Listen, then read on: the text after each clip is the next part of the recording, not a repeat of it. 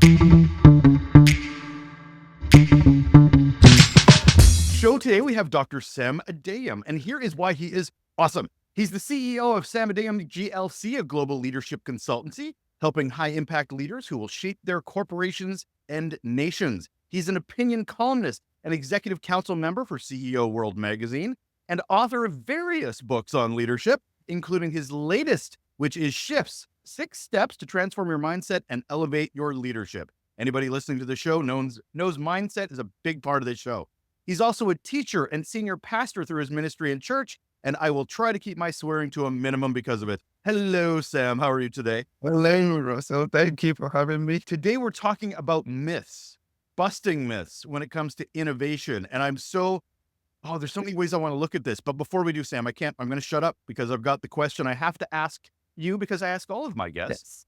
Yes. It is, what, sir, is your best or worst employee experience?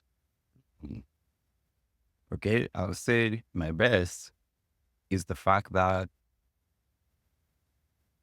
I served under a boss who was keen on empowering young people. When I look back today, because this was 34 years ago, so when I look back today, now seeing the importance of empowering the next generation and how difficult it is for leaders, I have tremendous appreciation for my boss, who in my early 20s, I was 22, 23, and if he was invited to speak somewhere and for some reason he could not go, he would send me to go speak on his behalf at major conferences. There was one of them, and my younger brother too, who is less than 3 years, any younger than myself, we were serving at the same place. And he sent us to a particular conference and at that time, this was in Nigeria, no cell phones, no way for him to get across the organizers. We just showed up and said, sorry, our boss couldn't make it. We have this letter from him. Wow. He said we should represent him. We could see their faces dropped. And they was like, what? And the conference was to be 3 days. They were shocked and then said, okay, we'll see what happens tonight. Then we'll decide what goes on from there. When they left, I said to my brother, did you hear what they said? Something's got to happen here tonight, okay? You go first tonight. I'll go tomorrow. And my brother made such a fantastic presentation. After the event of that night, their attitude changed completely. Then they were referring to us as sir. Thank you, sir. Oh, sir, what would you like, sir? Is there anything we can do for you, sir? Say no. But when I look back today, I realized my boss took a risk on me, or he took a risk on us. It was a kiss. I'm grateful that we did our part. We made him proud. So today, I can't understand it when somebody says, oh, they're too young or somebody's too young to be. I said, no, you can't tell me that.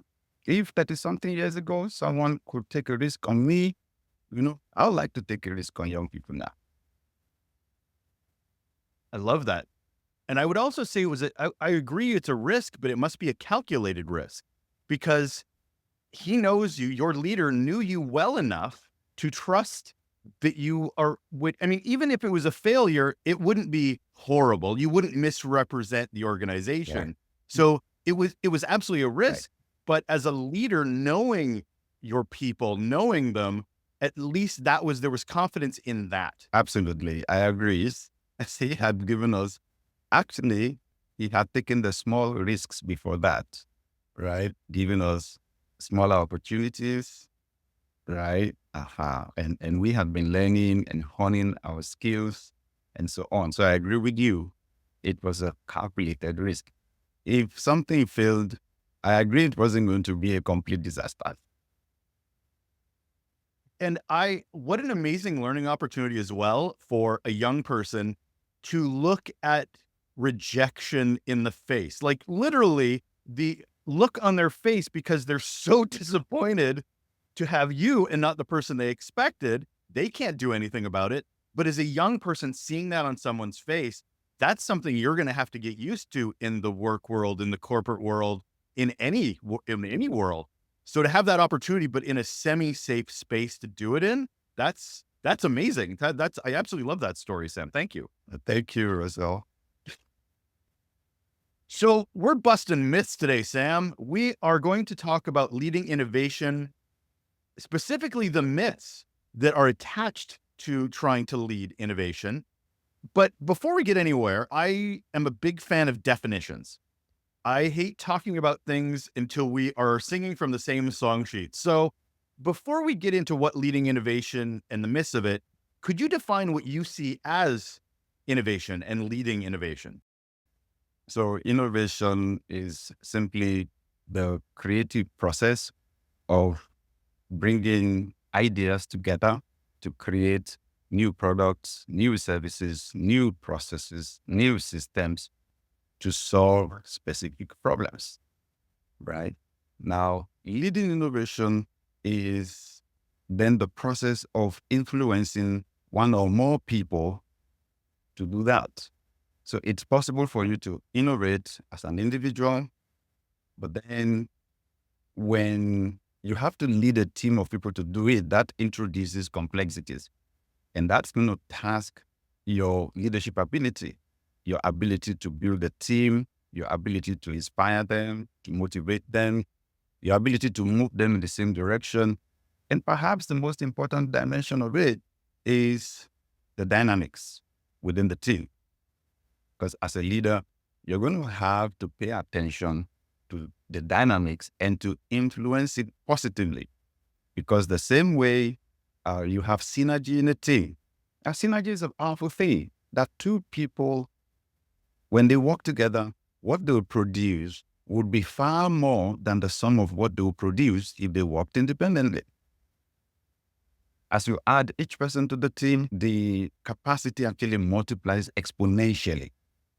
But then it can also work negatively, that if the dynamics within the team is negative, then what the team is going to innovate is going to be problems. So you talk about synergy, and that brings me to trying to understand what are the ingredients for building innovation in a team. You've sort of touched on a few there, but I want to get a little bit more concrete. Right. I think the first, Russell, and this speaks to this podcast, the essence of this podcast, the first is the relationships between people. There is the law of buy-in in leadership, that people buy into the leader before they buy into the leader's vision or the leader's ideas. It's very important. If people love you, then they want to help you to succeed. Okay?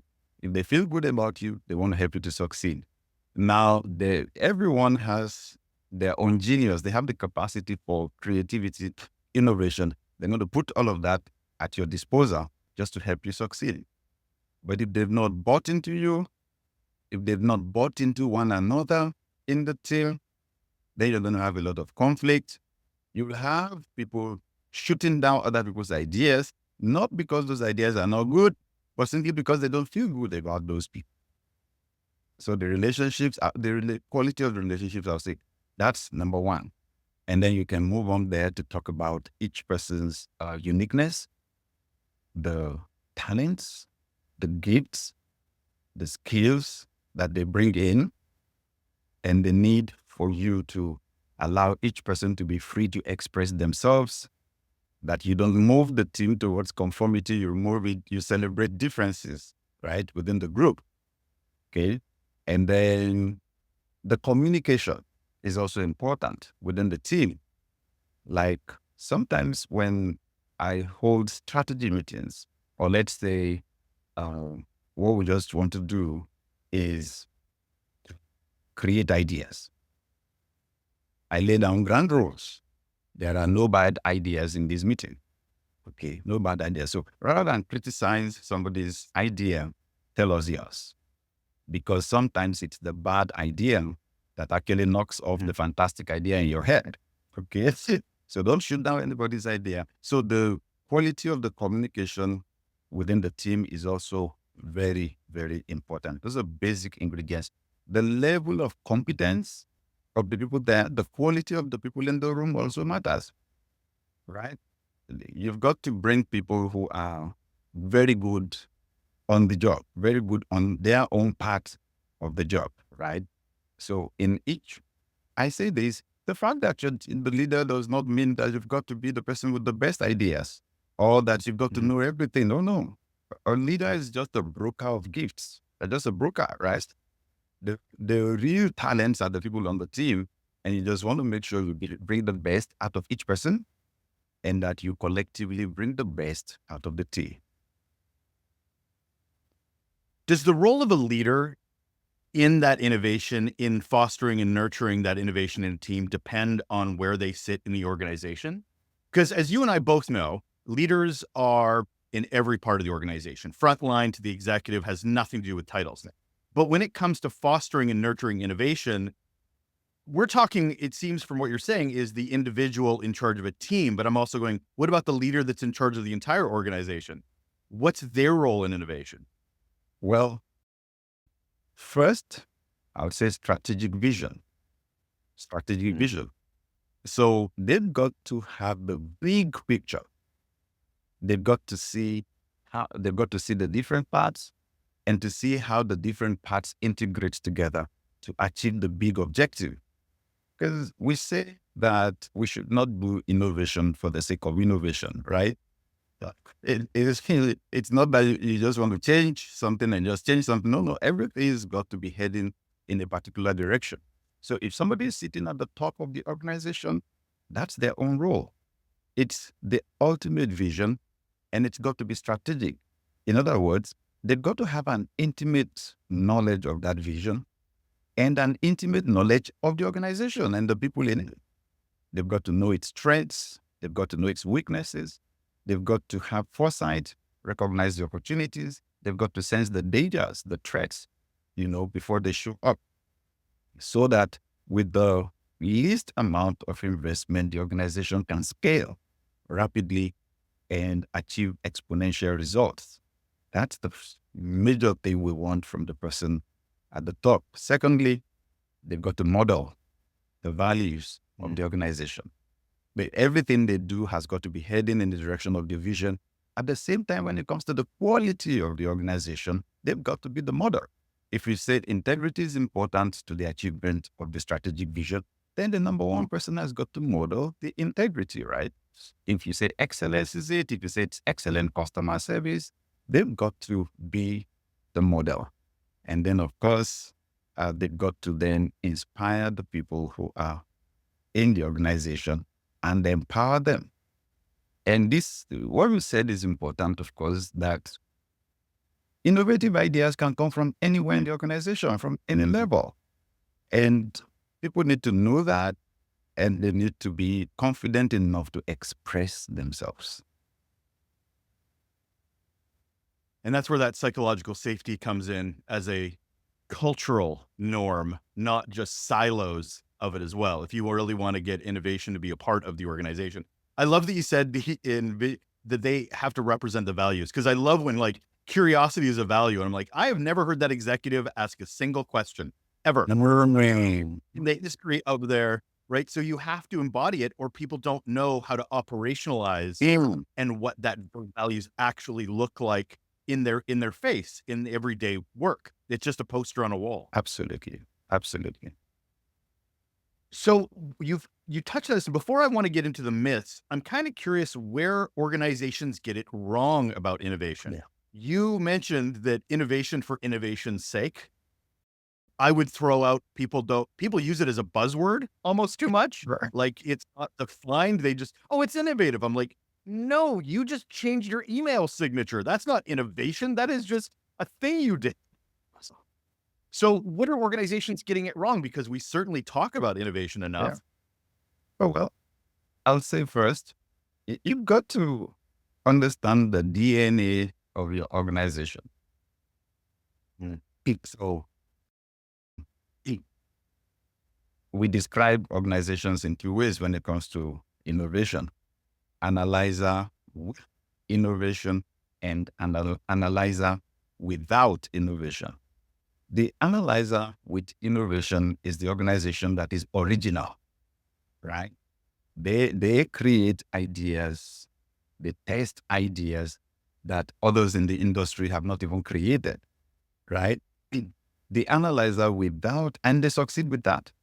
The analyzer without innovation is the organization that pays attention to what is going on in the industry, all the new innovations that are coming, and they copy the best.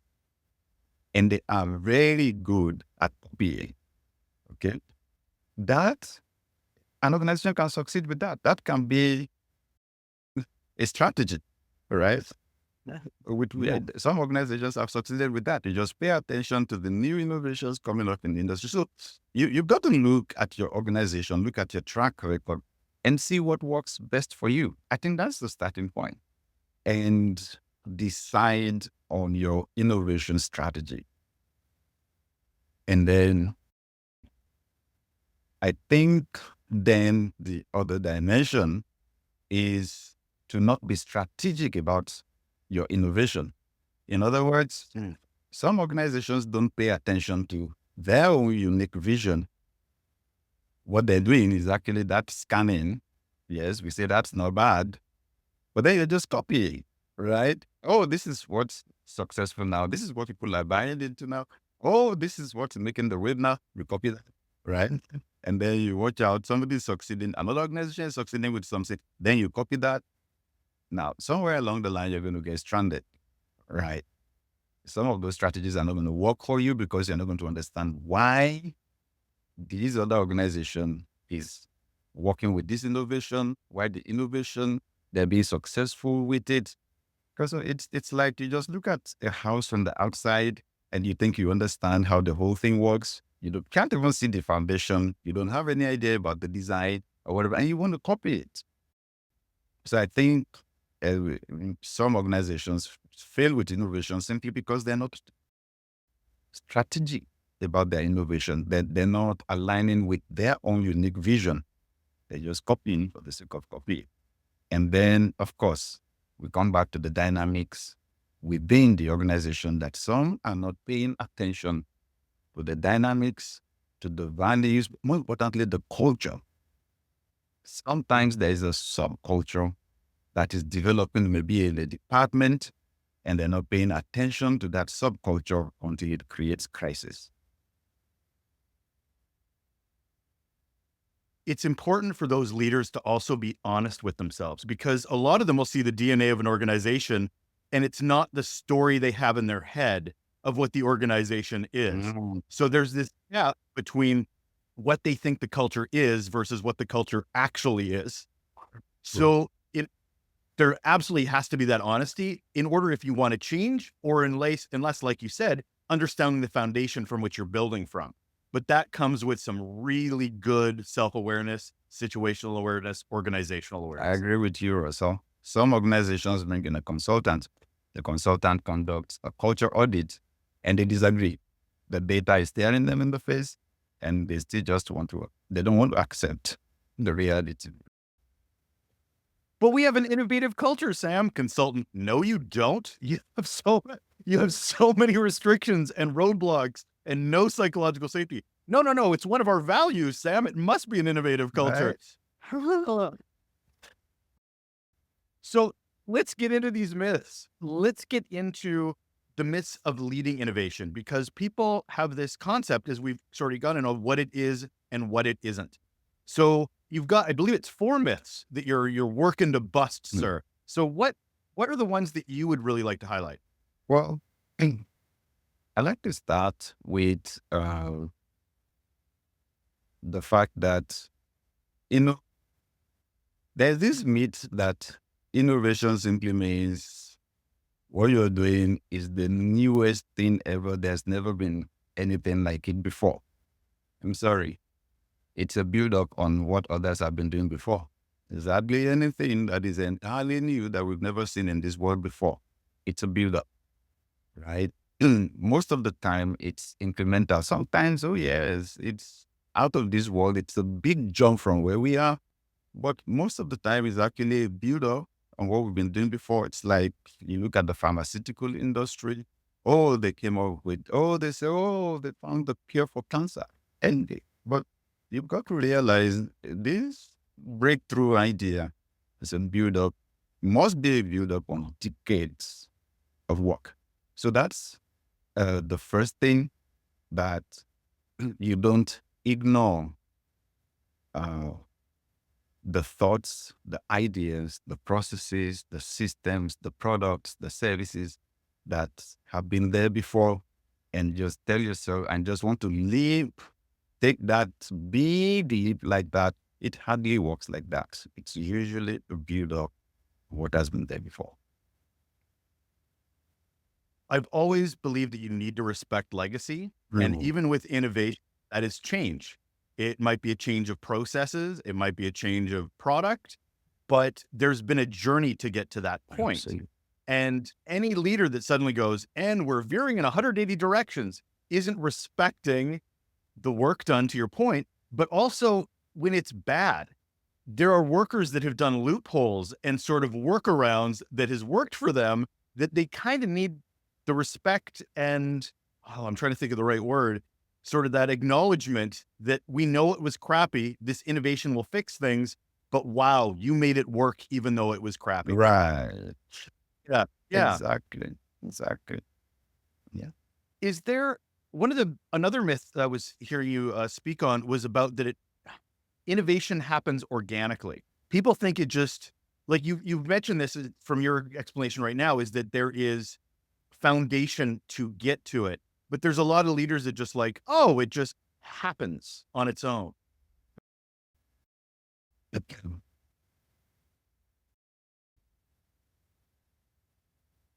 So there are things to do to create the environment for innovation to happen. It doesn't just fall on you. And the starting point is just the fact that you've got to be a learning organization, an organization that encourages curiosity, an organization that allows dissent, because some of the biggest changes we've had in our world came out of rebellion, right? Yeah, it's when you just ask, why should it continue to be this way? Why should it be this way? Why shouldn't it be this other way? Now, if you have an environment where people feel uncomfortable, especially those that hold the positions high up there, if you see it, if you take it personal, take it as a personal attack, there's going to be big issues there. I come from a culture in Africa where you actually grow up being taught that you don't question elders, right? I still remember how I learned that at home. My dad would go play lawn tennis every evening. And I used to like seeing him in his white shirt and the shorts, right? And then I would say, oh, I want to go with you. And he would say, okay, don't worry, I'll come back for you. And he will go. He will not come back for me. So this particular day, I said, I want to go with you. He said, don't worry, I'm coming back for you. I said, you're lying. I just said it straight out like that. You're lying. I just saw my mom's hand swinging in the direction of my face and ducked. Then she made that statement that just hits me. I just said, you don't say that an elder is lying. Right? And now it's a cultural thing. And I found out that people grow into adulthood being afraid to express themselves. I mean, even as adults in an organization. So then as a leader, I have to work against that if I don't want it to create problems within our organization, right? So when people come in, I have a chat with them and tell them, your first 6 months here are very important. Some of us have been here for over 20 years. We're so close to some things, we can't see them anymore. You're just coming in. Whatever you see that you think should be done differently, speak up, okay? Speak up. At the meeting, it doesn't matter if you have some people that are senior to you in position, speak up at the meeting. Don't allow anybody to shut you down. Okay, so sometimes leaders are not conscious of the fact that you can come and build innovation on a culture where people can't disagree, where they can't offer contrary opinions or even express themselves in the first place. So we need to pay attention to those foundations first: the culture, the values, that are lived out, not the ones written, right, on the walls. And leaders need to pay attention to that before we then are able to build a culture of innovation. That reminds me of a story. So I love co-ops. I love students coming in and working with teams in the larger organization who are getting that learned experience. The reason I love co-ops so much is, to your point, they don't have that baggage. They're coming in bright-eyed and bushy-tailed to come in, and they're excited. No jadedness, but they're coming in with fresh eyes. So I was working once with a co-op. She was Japanese, and she came from a culture that was very much you go in, you do your work, you do not question authority. And I had a meeting with her, and I talked to her about going, you know what? I look forward to your ideas. If you think it's dumb, tell us. We don't know. It's the world we've lived in for so long. If you immediately go, why do you do that? Please let us know. And it took a bit of time for her to feel psychologically safe to go, oh, I'm literally allowed to do that. You're not just telling me I can, but it's actually a safe place to do it. Because she had a laundry list of all the things that we should be doing better. And she was just waiting for that. She didn't know she had permission until there was that relationship, to the earlier point, where she felt safe that this was a different environment than what she had been used to. And we were able to look at things in a completely innovative way because she brought this perspective in that was so invigorating for the team. And that got them excited. They're like, I'd never thought of it like this before. Right. But until she felt a part of the team, she was just coming in to learn for a couple of months to leave. But that's where leadership needs to step in. Exactly. So it's to a large extent, leadership has to do with creating the environment. Like I read some time ago about a species of the shark, and they said if you put it in the aquarium, the longest it grows to be is 6 inches. And however long it may have been in the aquarium, you take it out, throw it in the ocean, it grows into a full shark. So which means that the environment limits the development of that shark. And there's something about us humans that is exactly like that. And you just find out in some environments, some work environments, some people, they'll just never be able to realize their potential. And then you put them in another team and they're high flyers, right? So the leader has to pay attention to the dynamics within the team, the culture, and like I mentioned earlier, the subculture that may be growing in, the things may be going in down there that you don't even have an idea about, except you're listening to someone. So what you did, Russell, with the lady is the thing to do, to get feedback, right? Accurate feedback beyond the ones in the report. Diversity always comes up when I think of innovation, because I just did a podcast about professionalism and how professionalism is actually a problem because it pushes uniformity as opposed to supporting diversity and respect. Right. So when I think of innovation, I think of diverse ideas. And the myth I've heard around innovation is that there's one type of innovation. There's one definition of innovation, and thou shalt be innovative. Like it is just, this is what it is. Right. Can you bust that myth a bit? Oh, yes. I mean, you have that myth too that says innovation is a solo effort. Solo is just to be one person that is a genius, taking on a particular problem. I'm sorry, it hardly ever works that way. Hardly ever. Nature itself teaches us that there are things you just will never be able to do on your own until you cooperate with somebody else. I mean, like, I have to cooperate with my wife for us to get our babies, right?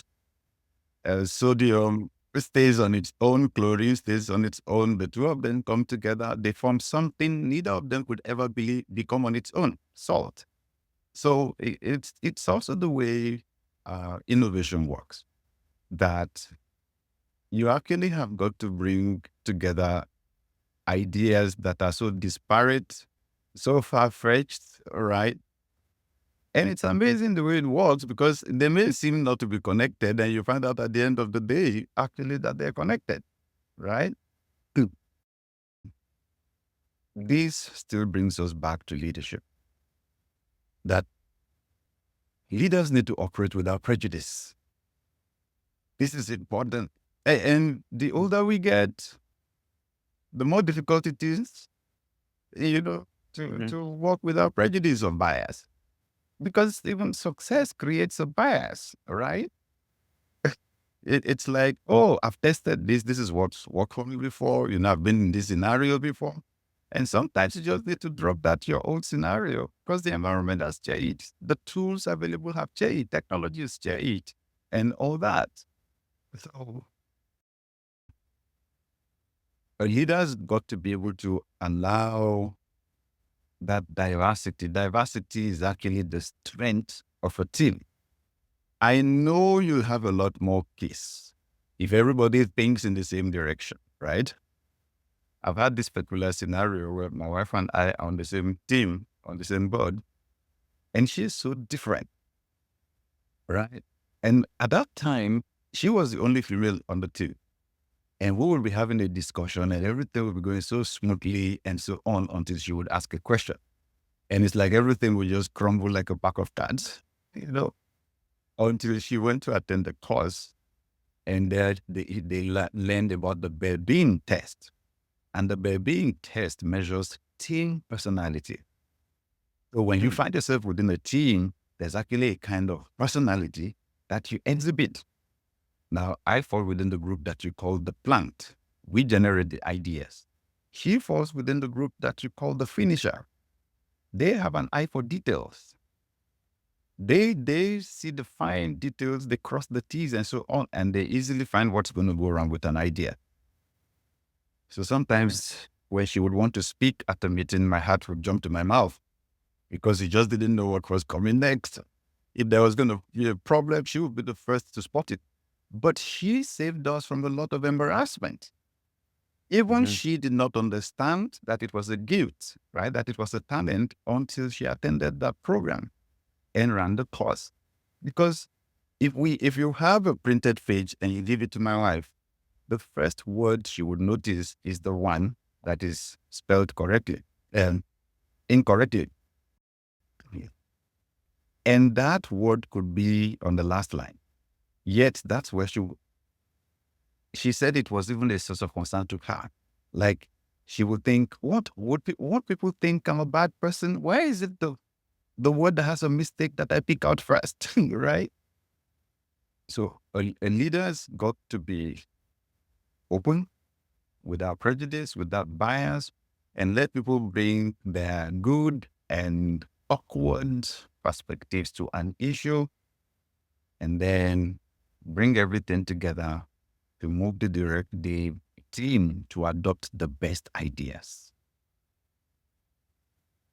The last myth I want to touch on is the one around failure, because a lot of organizations will talk about failure and then go, okay, we're going to stop there. It's not working. Move on to the next thing, and not let failure breathe. They see the myth being that failure shows that it's not working. What would you say to that? This is a big one, Russell, because we're so averse to pain, so averse to failure, right? Yet, when I think back to when we were in high school, they took us into the laboratories, and whatever we did there, they said they were experiments. But then it does seem like the older we grow, the more we do not want to allow for experimenting. We just expect things to work perfectly the first time. Now, I teach for decades. I've been on the media, radio, TV, teaching people basic principles for success. And I came to find out that failure is actually not the opposite of success like that. Actually, it is failure that leads to success. Mhm. Yeah. So that's what happens in the lab. That's what happens with research. You fail and fail and fail. You don't take it to mean that you failed and you should abandon your cause. You actually take failure as something that moves you closer to success.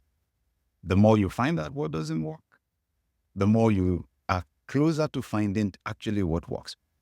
This is important for the attitude in a whole organization. If an organization reacts violently, mistakes, that's going to send a message across. Except you get it perfectly here, you had better not try it because you're going to be roasted, right? And then you have the fear of making mistakes, the fear of, of failing. So when you understand how the dynamics between failure and success, then you tell people to actually fail faster, right?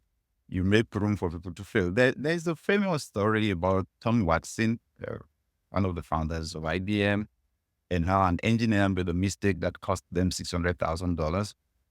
And Tom Watson called the engineer into his office and said, "I'm sure you know why I called you, right?" The guy said, "Of course, to fire me." And Tom Watson said, "Why should I fire you? I just spent $600,000 training you.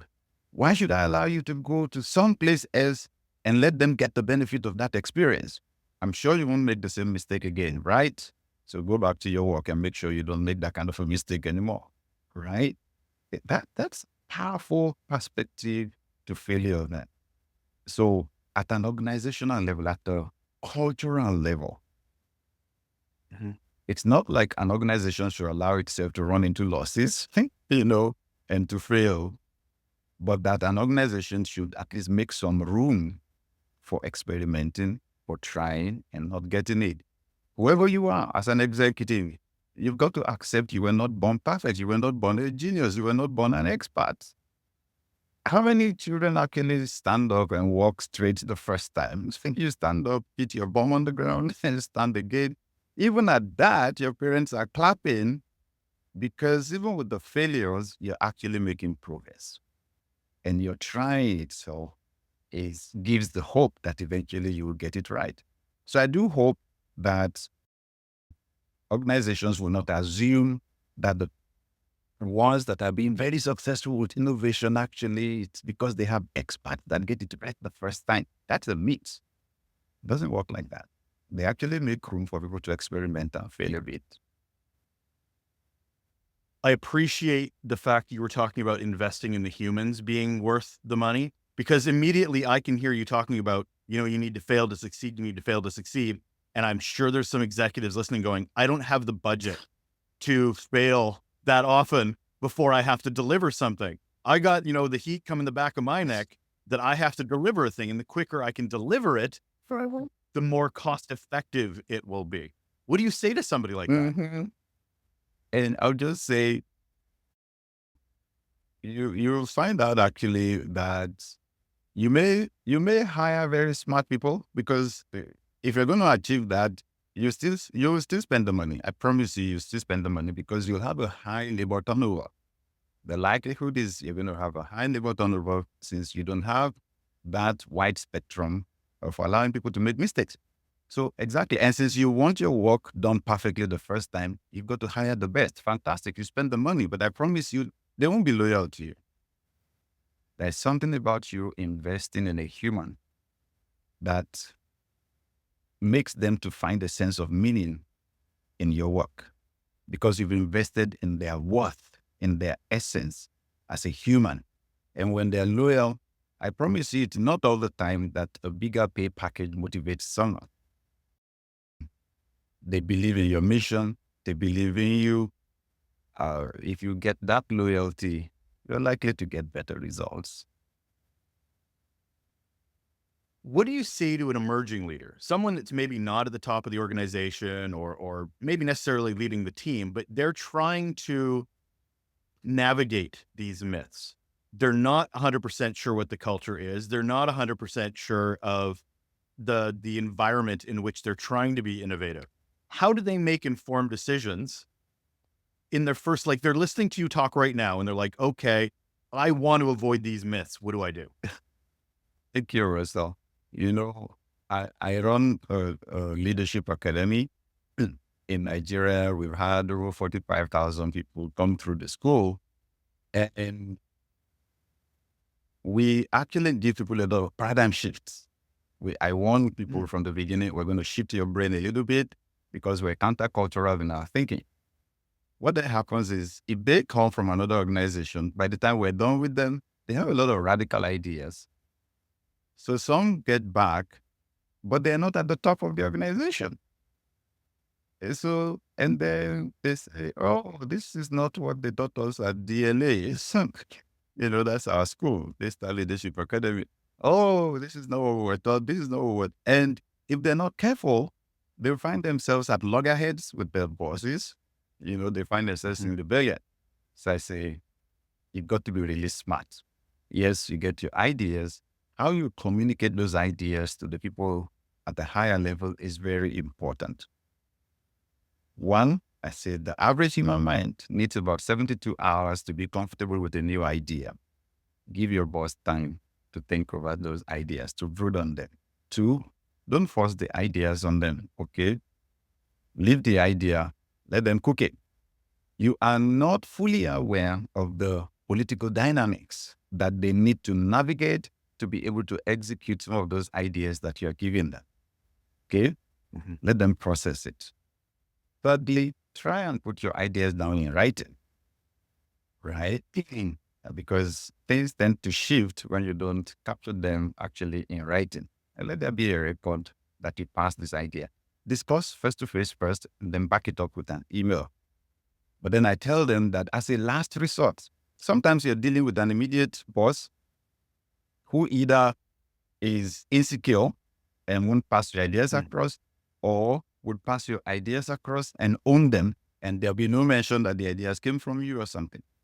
If you see that over a long period of time, nothing is going on, try and confide in someone else who also has influence in the system and can get your ideas across. They need to know your thinking for the organization. It's important for them to be aware. It's funny. I've tried to integrate ideas in, but I also know I'm not the mouth that is the best messenger for some of those ideas. So important to make sure, okay, what baggage do I have? What's my brand within the organization? What's my reputation, good and bad? And maybe if I have innovative ideas, who has more influence on the people I want to influence than I do? Who are the champions that are the right messenger that I have a really close relationship and could be perpetuating that message, even if I don't get to own it, but at least I get to perpetuate it, get to put it into motion.